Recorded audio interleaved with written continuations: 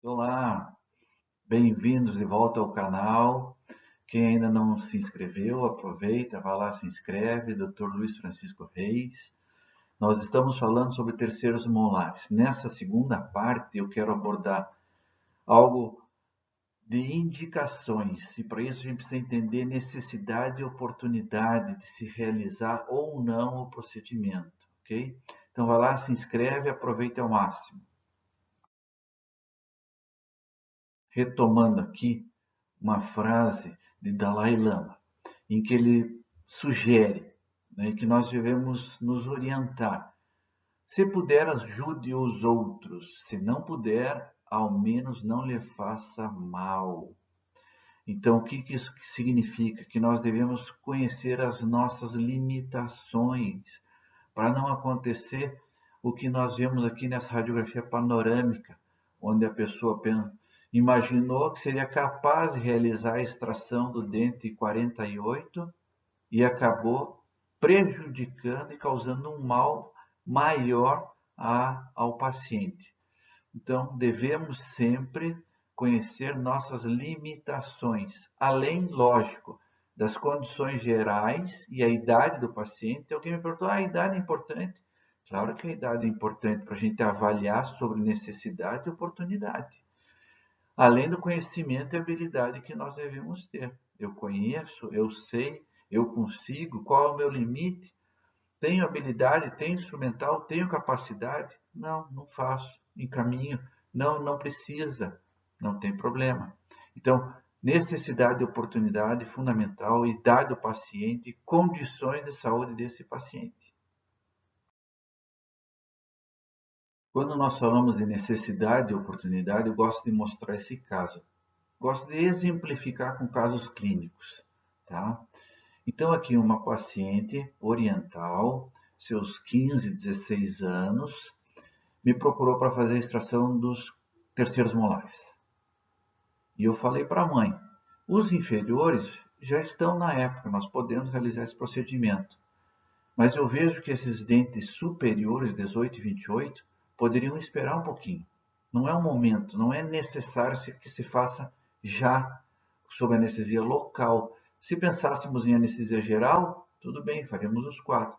Mas sob anestesia local, uma moça oriental, boca pequena, com esses dentes superiores elevados, eu falei para ela, vamos aguardar pelo menos um ano, repetimos o raio-x panorâmico e aí programamos o procedimento. Um ano depois, né, vocês vejam ali já a remoção de 38 e 48 anteriormente, me pareceu que o 18 e 28 estavam ainda mais altos. Foi quando então eu solicitei uma tomografia.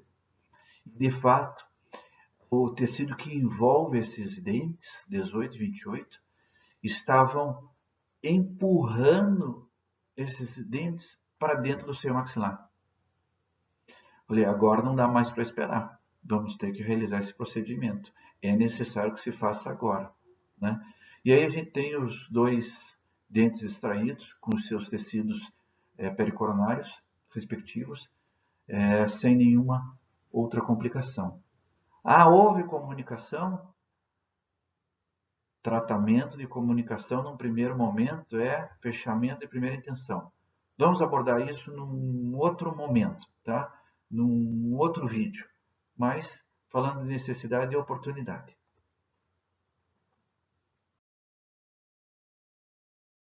Temos outras duas situações aqui comuns, né, no dia a dia do nosso consultório, em que nós observamos na radiografia superior o dente 48 numa posição horizontal clássica, em que existe sim a necessidade e a oportunidade nós vamos avaliar, mas nós precisamos remover esse dente. A indicação é clássica. Tá?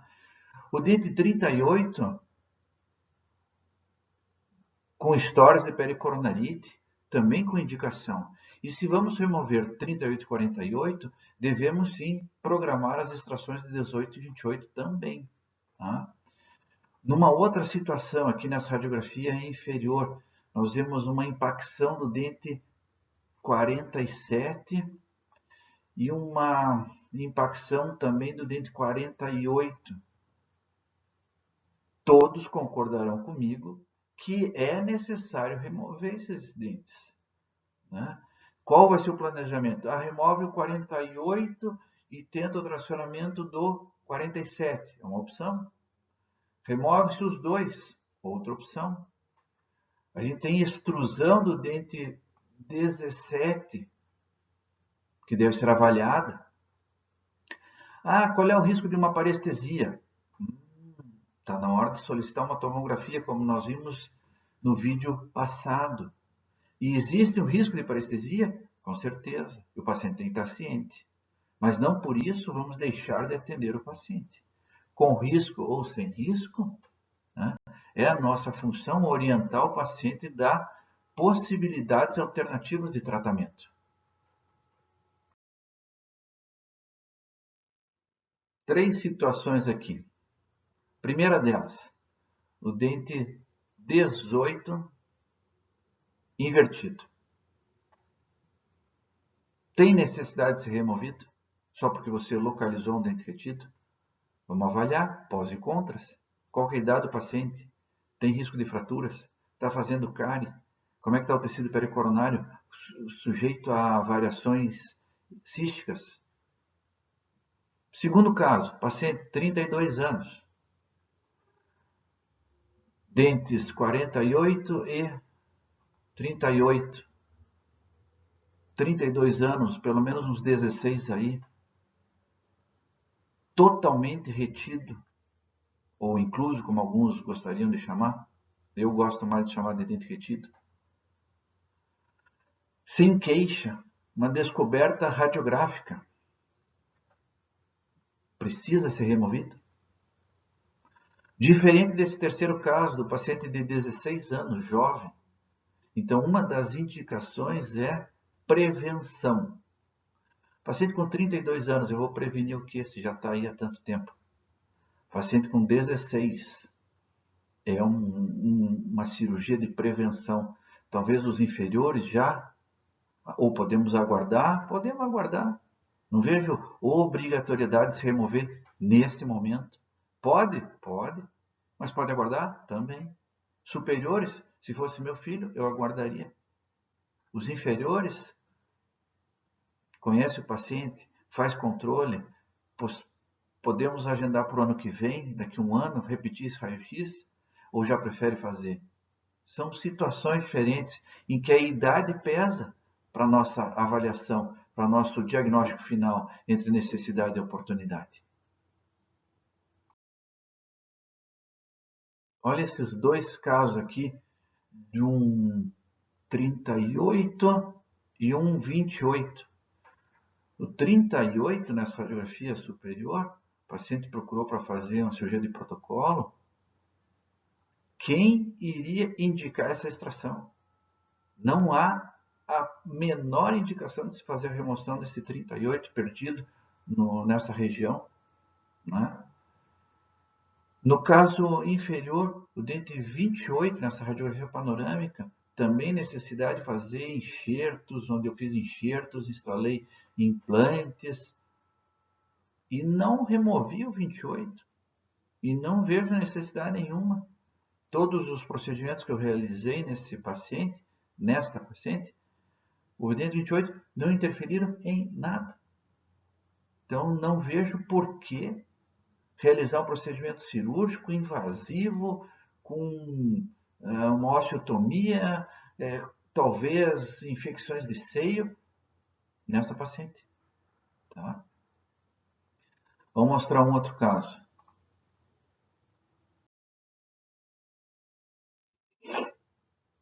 Retenção de dentes 47 e 48. Com necessidade de fazer remoção e risco de parestesia. Paciente ciente. Tive uma parestesia, né? A gente observa aqui, ainda no pós-operatório imediato, um hematoma, um certo edema, e aqui eu delimitei a área que nós tivemos a parestesia. Paciente ciente, mas com necessidade de remover esses dentes. aplicações de laser, medicação específica, e aqui então, num pós-operatório, após 10 sessões, com regressão, uma boa regressão dessa área com a parestesia. Tá? Então, há tratamentos, o melhor tratamento, eu diria, para a parestesia, o que é? Abrir o jogo paciente. Riscos. Pode acontecer, estar ciente e aceita. Vamos para a cirurgia. Agora, se não falar nada e o paciente, depois no procedimento, acontecer isso, complicado. Avisa, termo de consentimento, paciente ciente, tratamento. Com o tempo, talvez regrida em 100%. Aqui a gente tem 10 sessões de laser. 2, 3 sessões por semana, foram 3, 6, 9, um mês de pós-operatório, um mês e meio, tá? Honestidade. Nossa, honestidade para mim é fundamental. Então, meu sobrinho consultou uma outra cirurgianetista em que ela relata o seguinte: a doutora solicitou raio-x e agora solicitou tomografia de 2 dentes. Acreditava que o siso esteja pegando no nervo, o que causa dor. Isso que eu entendi. Então, essas são as palavras do meu sobrinho relatando a consulta com a colega. Para extrair o siso, ela pediu tomografia, pois o contato com o nervo pode paralisar parcial ou permanente. Então, ele teve dificuldade de entender o que significa paralisia, né? Mas o pior disso é que a dor dele era no dente 28. A queixa dele era do dente 28. Ela pediu a panorâmica, observou a inclusão do dente 38, solicitou a tomo e já queria fazer a remoção desse dente. Qual que é a idade desse meu sobrinho? 42, 43 anos. Totalmente retido, sem nenhuma queixa. Eu fico indignado, me desculpem a honestidade. Ele estava com dor na região do 28, depois do exame mais aprimorado, nós identificamos uma bolsa periodontal no dente 27, na mesial do 27, o que causava dor. E ela já queria remover o dente 38, com risco de parestesia. E para complicar mais a situação, deixa eu passar aqui mais um slide. Está aqui a tomografia, ele tinha um velamento de seio maxilar, vocês observam aqui nessa região superior esquerda, tá? O seio totalmente velado, por comunicação dessa bolsa periodontal que ele fazia do 27, nada a ver com o 28, e o que a dentista relatou e pediu para ele o seguinte, é de chorar. Preciso extrair o siso, pois ele está encostado no dente e causando a perda óssea. Tem um processo inflamatório, pois fica numa região de difícil acesso entre o siso e o dente. Segundo o dentista, o plano cobre a extração do siso, porém precisa colocar um enxerto e ósseo e colágeno. Isso o plano não cobre. E aí o dentista queria fazer o enxerto nacional e cobrar R$ 800, ou um enxerto alemão e cobrar R$ 1.000. E mais 150 do colágeno, para remoção de um terceiro molar 28, que não tinha nenhuma indicação, nenhuma queixa. Então esse meu sobrinho ia gastar na faixa de R$ 1.200, além do prejuízo financeiro, todo trauma cirúrgico, possíveis complicações para uma situação. Nós fizemos a curetagem dessa bolsa periodontal, já faz cerca de 3, 4 anos. Ele está muito bem, sem queixa nenhuma, com os terceiros molares em posição. Então, necessidade, oportunidade, e abriria mais um parênteses aqui, ó, honestidade. Honestidade, consciência. Eu gosto de dizer para os meus alunos, tenho perfeitas condições de chegar à noite, botar minha cabeça no travesseirinho, ó, dormir tranquilamente, com a consciência limpa, leve, tranquila, né? Bom, voltamos aqui a falar de indicações. Várias são as indicações para remoção de terceiros molares, como prevenção dos pacientes jovens, prevenção de cáries, tanto em terceiros molares quanto nos dentes segundos molares, reabsorções que eles podem estar causando, normalmente reabsorções ósseas, formação de lesões osteolíticas, tá? Processos inflamatórios, agora me fugiu o termo, mas vocês sabem o que eu estou falando. Dor, risco de fratura, indicações ortodônticas e outras, dificuldade na higiene, morder bochecha, enfim, várias outras indicações. Vamos ver algumas aí. Vamos passar aqui os próximos slides. Imagine essa situação, né, de cárie. Então a gente vê aqui raiz residual do 48 já tomada por cárie, 47 também. Do outro lado, 47, 38, 37, 36, 35, e aí vai, né? Isso aqui é muito comum. Qual é o paciente que consegue fazer a higiene entre distal de 7 e oclusal de 8? Vai usar fio dental, palito, cotonete, não vai higienizar. Isso aqui é um mundo de bactérias, né? Pericoronarite, esse era o termo que eu estava tentando lembrar. Então, aqui, pericoronarite, ter sido o capuchão em cima da distal, provocando cáries. Em segundo molar, clássico.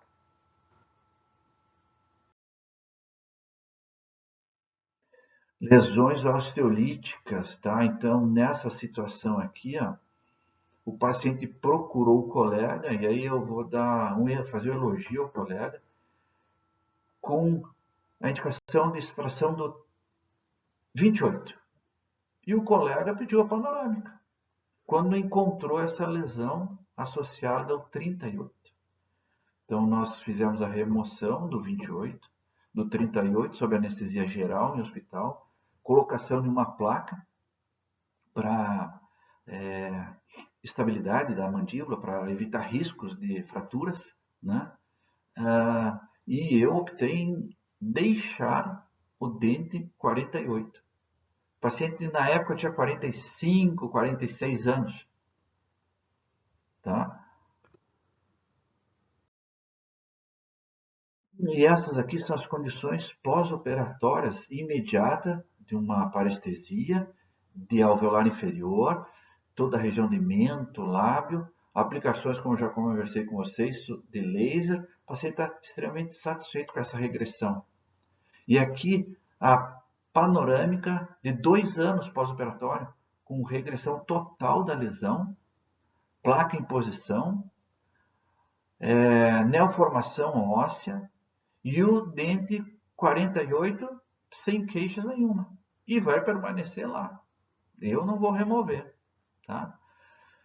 Eu pedi, só para que vocês entendam, antes do procedimento cirúrgico, eu pedi que se fizesse a endodontia do 7, do 37, porque esse 37 estava envolvido na lesão, e eu aproveitei para fazer uma curetagem do 7, então já fez a endodontia pré-tratamento cirúrgico, e se houvesse necessidade eu faria uma apsectomia desse dente, então eu fiz apenas a curetagem, por isso que esse 7 está com a endodontia, mas foi realizada anteriormente à cirurgia, tá?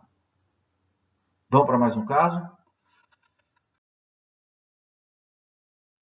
Indicações, né? Paciente com problema periodontal severo, eu iria fazer uma cirurgia de protocolo e removi também aquele dente com uma lesão associada à coroa. Tá? Mais um. Riscos de fratura. Paciente jovem, foi deixando. Ah, não incomoda, por que tirar? A gente escuta muito isso, né? Aí se meteu numa briga num bar, e aí apareceu com essa fratura de ângulo, que é comum também em pacientes jovens.